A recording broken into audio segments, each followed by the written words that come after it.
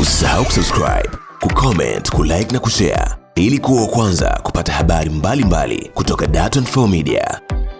Mheshimiwa Naibu Spika, serikali imejenga wodi maalum 151 kwa ajili ya watoto wachanga wanaozaliwa kabla ambazo zimeongezeka kutoka wodi 14 hadi 165 mwaka 2024, ambapo lengo ni kufikia hospitali 280 ifikapo Disemba 2025.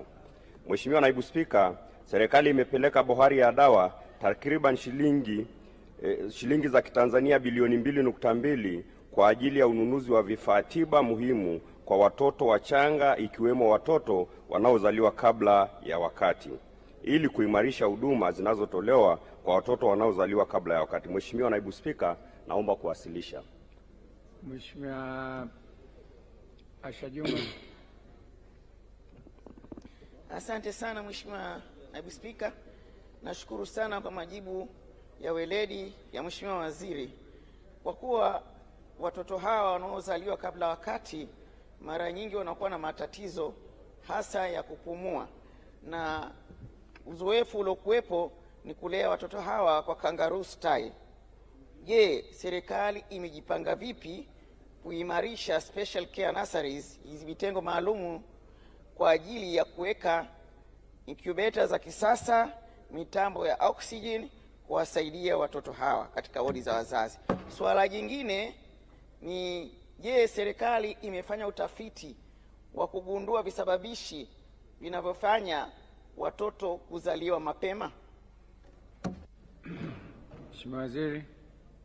Mheshimiwa Naibu Spika, kwanza nipongeze Mheshimiwa mbunge mama yangu kwa maswali haya ya msingi sana, na amekuwa akiwafuatilia wakati wote, hata matokeo mazuri tuliyopata hapo kwa maana ya ujenzi uliofanyika ni mojawapo ya mawazo yake ambayo amekuwa akitupa kila wakati na kuhakikisha tunafikia haya malengo.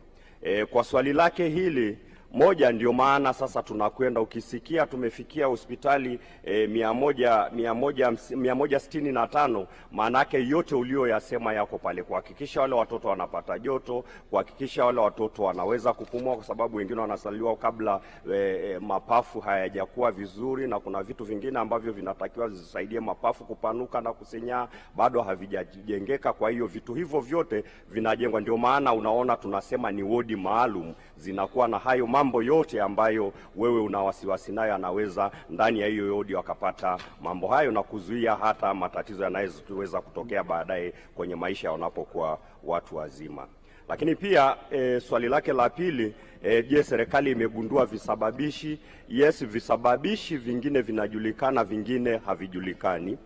Lakini kwa sababu ndio maana serikali siku zote unaona serikali inapeleka, rais wetu anatoa fedha nyingi sana kupeleka huduma karibu na jamii. Kwa nini tunapeleka? Ili pia wamama waweze kuhudhuria kliniki, ili waweze kupimwa wakati wote na kufuatiliwa wakati wote, kwa sababu kuna sababu zingine ni maambukizi, kuna sababu zingine ni stress, kuna sababu zingine ni hormone ambazo sasa zinaweza zikajulikana wakati huo. Zikijulikana mapema zinafanyiwa kazi. Kuna wengine kwenye mlango wa kizazi unakuwa mfupi, kuna namna ya kufanya pia. Kwa hiyo kujua hayo mapema wakati mama anahudhuria kliniki, yakigundulika, mwisho wa siku yanapatiwa tiba yake na kufuatiliwa kwa karibu na kufanya huyu mama aziweza akafikia mahali pa kumzaa huyu mtoto kabla ya ile siku wiki zake zinazotakiwa kutimia. Usisahau kusubscribe, kucomment, kulike na kushare ili kuwa kwanza kupata habari mbalimbali kutoka Dar24 Media.